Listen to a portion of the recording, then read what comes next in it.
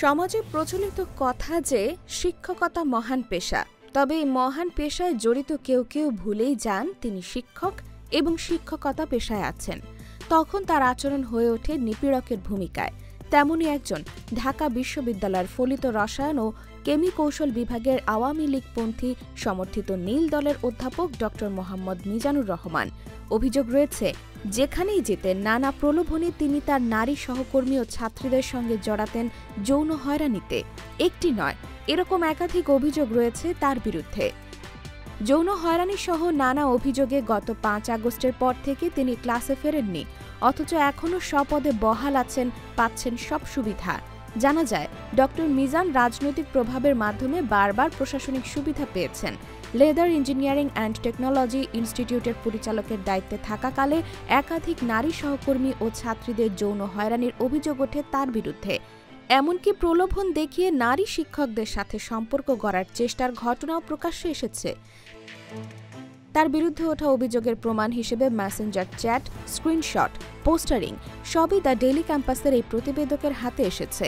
ছাত্রছাত্রীদের আন্দোলনের মুখে 18 আগস্ট বিভাগীয় কমিটির সুপারিশে তাকে সব ধরনের কার্যক্রম থেকে অব্যাহতি দেওয়া হয়, কিন্তু 9 মাস কেটে গেলেও তদন্ত এগোয়নি।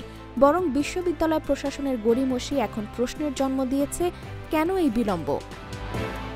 যৌন হয়রানির অভিযোগের বিষয়ে জানতে চাইলে গত 5 আগস্টের পর অধ্যাপক মিজান দ্য ডেইলি ক্যাম্পাসকে বলেন, বাসায় নতুন ফোন কিনলে মেয়েদের সাথে ছবি তোলা হয়।